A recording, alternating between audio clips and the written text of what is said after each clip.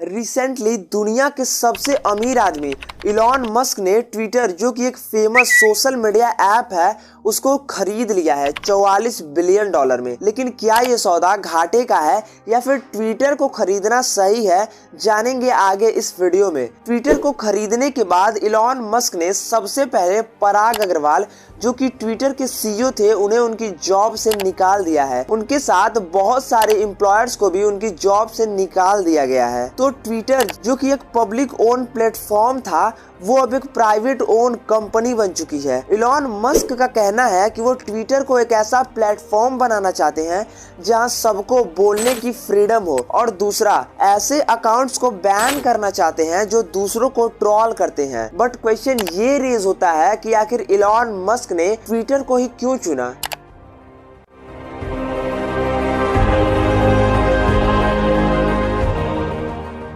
Twitter, जिसको 5 लोगों ने मिलकर 2006 में बनाया था, ट्विटर बाकी सारे सोशल मीडिया प्लेटफॉर्म जैसे पैसे नहीं जनरेट करता है। 2021 में ट्विटर ने सिर्फ 5 बिलियन डॉलर ही कमाए और 217 मिलियन यूजर्स उनके एक्टिव थे। ये नंबर बड़ा जरूर है, लेकिन फेसबुक, जहां 117 बिलियन डॉलर 2021 में कमाया था, उसके आगे तो 5 बिलियन डॉलर कुछ भी नहीं है। अब जरा ये सोचिए कि ट्विटर इतना ज्यादा इम्पोर्टेंट क्यों है। आइए जानते हैं। जनवरी 2022 के स्टार्टिंग में इलॉन मस्क ट्विटर में शेयर खरीदते हैं और अगले 1-2 महीने में वो अपने हिस्सेदारी ट्विटर में बढ़ाते हैं और 5.1% शेयर ट्विटर में खरीद लेते हैं। इसके बाद वो ट्विटर में अपना 9.2% स्टॉक खरीद कर ट्विटर के सबसे बड़े शेयर होल्डर बन जाते हैं, जिसके बाद ट्विटर का शेयर प्राइस बढ़ने लगता है।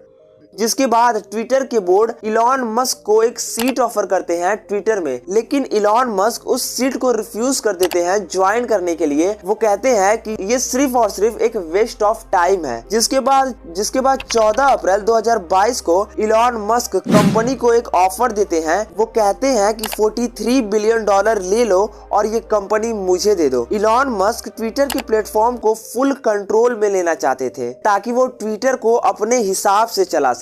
मतलब ट्विटर एक पब्लिक ओन प्लेटफॉर्म थी, लेकिन इलॉन मस्क के ट्विटर को खरीद लेने के बाद वो एक प्राइवेट ओन कंपनी बन जाएगी। अब ऐसे समझते हैं, अगर कोई कंपनी शेयर मार्केट पर लिस्टेड है तो उसे पब्लिक के सामने सब कुछ शो करना पड़ता है कि कंपनी की क्या क्या डिटेल्स है, कंपनी क्या चाहती है। वही अगर कोई कंपनी प्राइवेट है तो उसे अपने डिटेल्स प्राइवेट रख सकती है, वो पब्लिक को बताने की जरूरत नहीं है। और ठीक ऐसा ही इलॉन मस्क चाहते थे, वो कंपनी को पूरी तरह से ओन करना चाहते थे। 25 अप्रैल 2022 को ट्विटर ने इस डील को एक्सेप्ट कर लिया कि वो ट्विटर को इलॉन मस्क को 43 बिलियन डॉलर में बेच देंगे। पर इसके साथ ही इलॉन मस्क कुछ कंडीशन रखते हैं ट्विटर के सामने। वो कहते हैं कि उन्हें पूरा डिटेल्स चाहिए कि ट्विटर पर कितने स्पैम अकाउंट हैं। जिसके बाद पराग अग्रवाल इस बात को डिनाई करते हैं और कहते हैं ये यूजर्स के प्राइवेसी के खिलाफ है, हम ऐसा नहीं कर सकते हैं। जिसके बाद इलॉन मस्क इस डील को होल्ड कर देते हैं। बेसिकली इलॉन मस्क यहाँ पर ये चाहते हैं कि थोड़ा नेगोशिएट हो जाए, ट्विटर मुझे थोड़ी कम दाम पे मिले। जिसके बाद ट्विटर इलॉन मस्क के अगेन एक कोर्ट फाइल कर देता है 12 जुलाई 2022 को।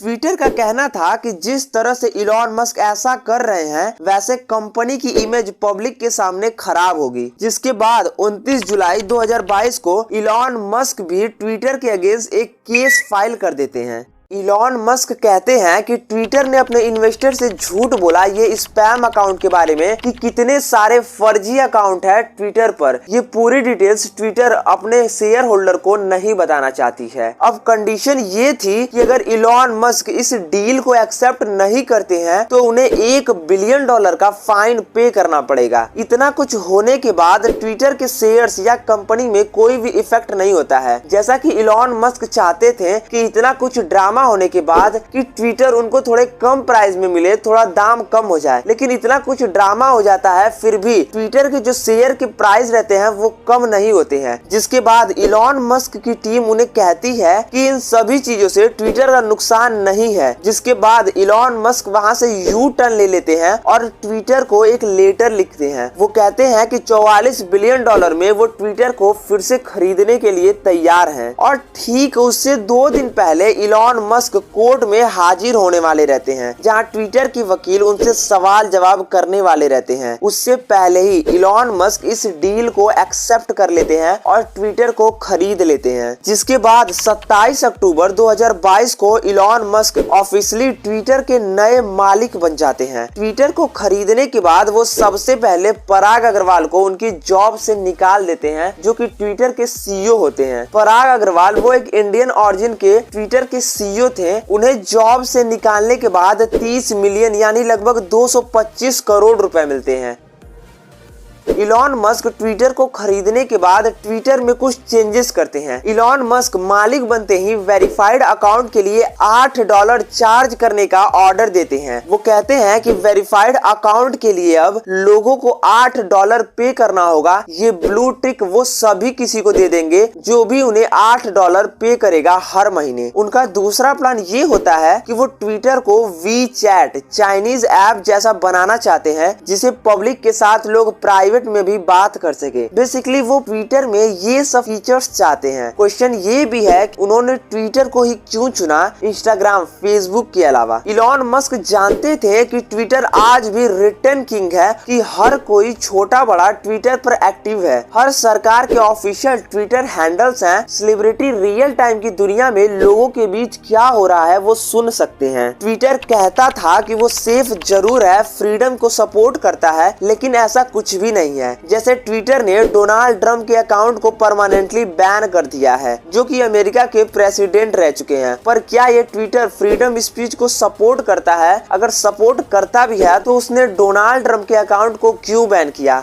यही सब रीजंस होते हैं जिन्हें इलॉन मस्क सही करना चाहते हैं। तो बस ज्यादा कुछ नहीं था इस वीडियो में, यही थी ट्विटर की कंट्रोवर्सी, आखिर क्यों इलॉन मस्क ने ट्विटर को खरीदा। तो होप वीडियो पसंद आई होगी और वीडियो थोड़ी सी भी इंफॉर्मेटिव लगी होगी, तो वीडियो को लाइक जरूर कीजिएगा और ऐसा ही वीडियो के लिए चैनल पर बने रहिए। मिलते हैं अगले वीडियो में। Thank you.